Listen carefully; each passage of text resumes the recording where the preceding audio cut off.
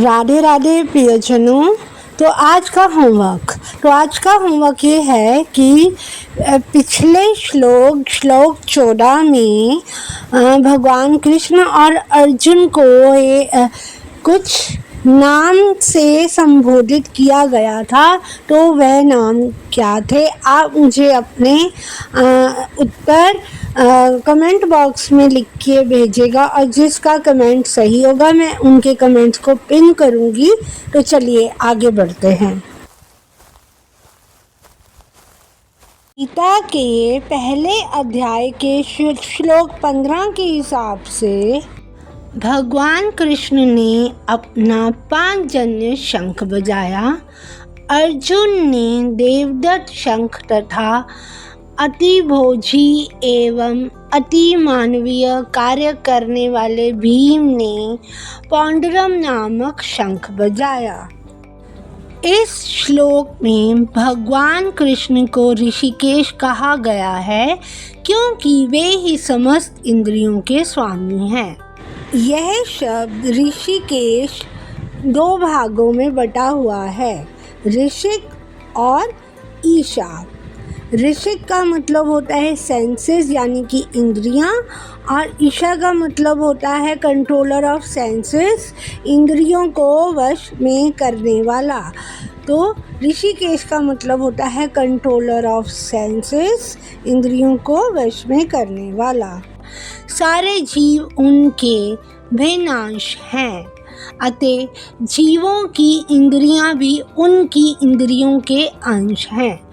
चूँकि निर्विशेषवादी जीवों की इंद्रियों का कारण बताने में असमर्थ हैं, इसलिए वे जीवों को इंद्रिय रहित या निर्विशेष कहने के लिए उत्सुक रहते हैं।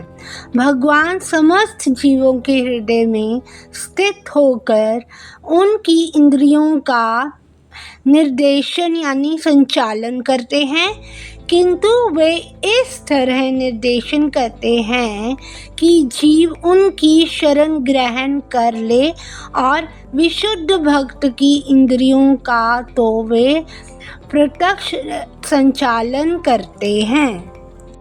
यहाँ कुरुक्षेत्र की युद्ध भूमि में भगवान कृष्ण अर्जुन की दिव्य इंद्रियों का निर्देशन करते हैं, इसलिए उनको ऋषिकेश कहा गया है। भगवान के विविध कारणों के अनुसार उनके भिन्न भिन्न नाम हैं। उदाहरण सहित उनका एक नाम मधुसूदन है क्योंकि उन्होंने मधु नाम के असुर को मारा था। वे गौओं तथा इंद्रियों को आनंद देने के कारण गोविंद कहलाते हैं। वासुदेव के पुत्र होने के कारण उनका नाम वासुदेव है। देवकी को माता रूप में स्वीकार करने के कारण उनका नाम देवकी नंदन है। वृंदावन में यशोदा के साथ बाल लीलाएं करने के कारण ये यशोदा नंदन है। अपने मित्र अर्जुन का सारथी बनने के कारण पार्थ सारथी हैं। इसी प्रकार उनका एक नाम ऋषिकेश है क्योंकि उन्होंने कुरुक्षेत्र के युद्ध स्थल में अर्जुन का निर्देशन किया। इस श्लोक में अर्जुन को धनंजय कहा गया है क्योंकि जब इनके बड़े भाई को विभिन्न यज्ञ संपन्न करने के लिए धन की आवश्यकता हुई थी तो उसे प्राप्त करने में इन्होंने सहायता की थी। अर्जुन के शंख का नाम देवदत्त है जो कि दिव्य पिता भगवान इंद्र द्वारा दिया गया था। इसी प्रकार भीम वृकोदर कहलाते हैं क्योंकि जैसे वे अधिक खाते हैं उसी प्रकार वे अति मानवीय कार्य करने वाले हैं, जैसे हडिम्बा का वध। भीमकर्मा शब्द भीम की विशेषण योग्यता थी, अर्थात दूसरा नाम था जो कि उनकी योग्यता पर खरा उतरता था और इसका अर्थ है भयानक। पांडवों की सेना का विवरण देते हुए संजय ने सभी योद्धाओं के विशेष शंखों के नाम लेने में कोई चूक नहीं की है। श्री कृष्ण ने 5 जन्य शंख बजाया था। अतः पांडवों के पक्ष में श्री कृष्ण इत्यादि विभिन्न व्यक्तियों द्वारा विशेष प्रकार के शंखों का बजाया जाना युद्ध करने वाले सैनिकों के लिए अत्यंत प्रेरणाप्रद था।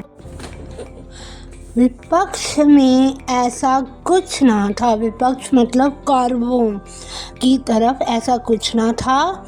ना तो परम निर्देशक भगवान कृष्ण थे, ना ही भाग्य की देवी श्री थी, मतलब माधवी। 14वें अध्याय में भगवान कृष्ण को माधव कहा गया है क्योंकि वह माधवी यानी गॉडेस भाग्य की देवी माता लक्ष्मी के पति हैं। और पांडवा मतलब पांडव में उन्होंने अर्जुन को संबोधित किया है। और इस श्लोक में, श्लोक नंबर 15 में भगवान कृष्ण को ऋषिकेश का नाम दिया गया है और अर्जुन को धनंजय नाम से संबोधित किया गया है।